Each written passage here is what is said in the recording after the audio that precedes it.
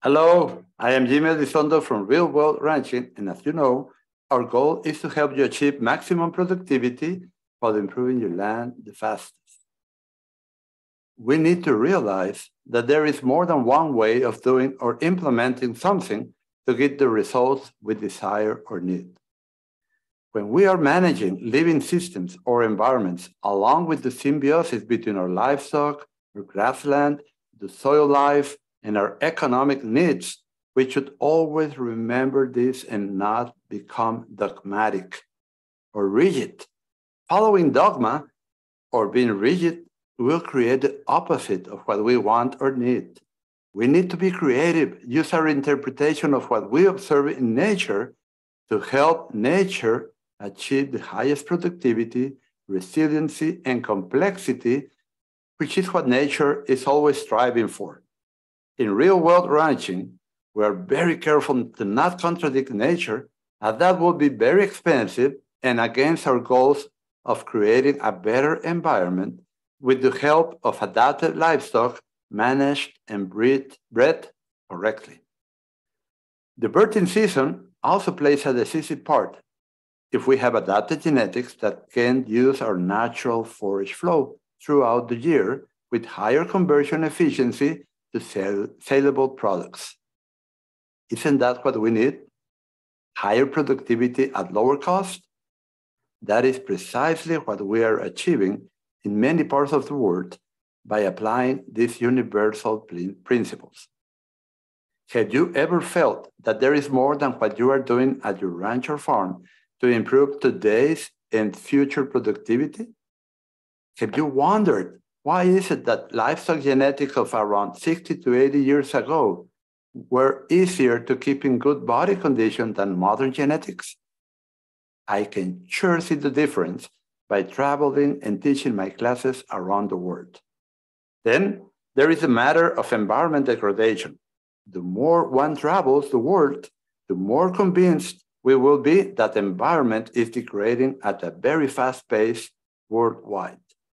Besides that, livestock prices have not been in sync with input costs, which means that livestock owners are struggling to make a profit.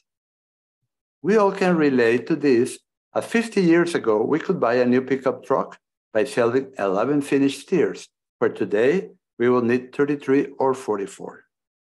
But moaning and whining will not help us. What we can do is to start enhancing what nature gives us for free, and that is sunlight, rainfall, and adapted genetics.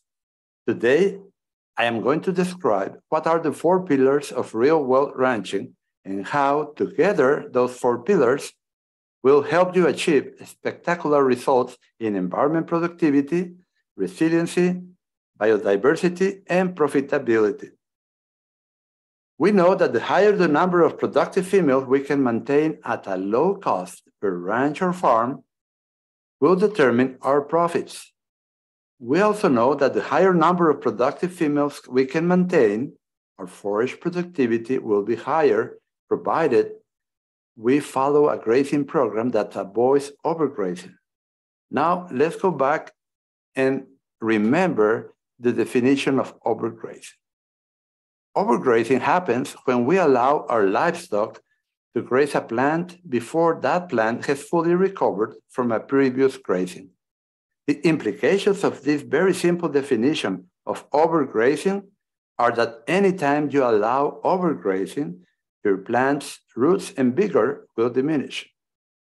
We need strong and fat roots of our healthy bed species close together to form an efficient solar panel and to hold the soil so it doesn't wash away with rain or is eroded with wind. We address this very important pillar as the pillar on the total grazing program, where we also stockpile large areas of the property to use in the difficult season of the year. Then, we need genetically determined nutritional adaptation, which means genetics that our animals do not lose body condition even at the very high stocking rates under the total grazing program, which creates high harvest efficiency without overgrazing, even at very high stocking rates. And that pillar will be the Adapted Genetics and Selection Guidelines course. We also plan considering the whole business through the years and multi-years, our optimum birthing season, to be able to efficiently convert our yearly forage production to saleable products. This will be our optimum birthing season pillar. And the last pillar, the fourth, is nutrition, where I explain as a dairy nutritionist with over 20 years experience in the field why we graze the way we do and how to improve your livestock health to obtain a better conversion efficiency of the daily intake into saleable products. I also place great importance on soil health, spongy soil, low-cost biological methods, which means we do all this in a beyond organic way. Why beyond organic? Because organic, as it's nowadays, only means no chemicals were used, while beyond organic would be in a regenerative way without affecting our ruminants' health by using grains. Even though they would be organic, we don't use them. After seeing the results in many places and different environments around the world, teaching these four pillars has become my passion. Even though the universal principles I teach need to be tailored to a specific environment, they do remain true. Overgrazing will be overgrazing in any environment. Adapted genetics with excellent nutritional adaptation will be required in every environment to increase stocking rate and grass productivity and soil health and create more soil humus, which is a slow cycling carbon. The optimum birthing season will help you in any environment. And the nutrition side, to keep our livestock in best health, will be appreciated in any environment. This means that when people tell me, that may work over there, but not here, I know it has to do more with their environment inside their head than with the physical environment where their livestock are grazing. This is why I try to explain in a simple and easy to understand way, using all the material and technology I can to help as many producers as possible around the world. If we all regenerate our land by correctly managing the grazing, birthing season, breeding our livestock for adaptation and productivity, and use our nutrition knowledge to attain optimal health in our livestock, we can change the public opinion about livestock and farming in general. Wouldn't you like that? I would love it. In June, I will be at a Sustainable Grazing Conference in North Wales in the United Kingdom, where producers are very interested in regenerating their environment to achieve a much higher productivity now and in the future. And we can only achieve this by following nature, reading nature, and never contradict nature.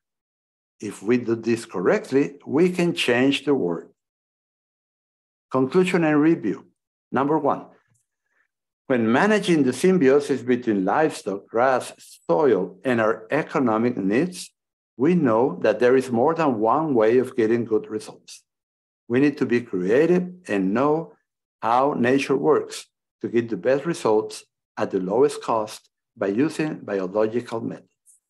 Two, the grazing program you use should allow a very high stocking rate without incurring in overgrazing, which is returning to regraze a plant before its full recovery. The total grazing program is designed to do that, while allowing you to maintain high-quality grass in the green season. That's when your livestock should put on weight, and a large in area stockpile or standing hay for the difficult season. That's when your females should only need to maintain themselves. Three, the total grazing program, together with the Adapted Genetics and Selection Guidelines, will enhance new humus creation. And as we know, humus is a stable fraction of organic matter that cannot be further degraded for a long time by microorganisms. And we have been mining humus created a long time ago. We need to start creating more of it to improve our soil's fertility. 4, special genetics help much to achieve this type of grazing management without losing body condition at very high stocking rates, which determines profitability and productivity. We address this in the Adapted Genetics with Selection Guidelines pillar. 5. In every environment, there is an optimum birthing season, short and optimum, which allows us to convert with higher efficiency our yearly grass productivity to sellable products. 6. The nutrition side is very important in maintaining the best health in our livestock. Good livestock health and nutritional adaptation means your livestock will be in good body condition even at the high stocking rates, our economics, and land demand. 7. By implementing the 4 pillars of real-world ranching, your land will improve year over year in health, biodiversity, wildlife, productivity, resiliency, and of course, in value. 8. Remember to open your mind. As Einstein said, the mind is like a parachute. It doesn't work when it's closed. And the results after implementing these 4 pillars are usually double stocking rate the first year, with year-over-year improvement on productivity afterwards. We have students that have increased their stocking rate from 3 to 5 times higher than conventional. Remember this, plants with fat, deep roots will give us fat, high humus soils, which will lead to better nutrition for our livestock, which will also be fat, and if we do it right, will result in a fat wallet. I hope you like this podcast and you can put it into practice. Thank you, and until next time, be sure to subscribe to the podcast on Spotify, iTunes, or YouTube, or join us for the weekly email at www.rwranching.com/join. Have a great day.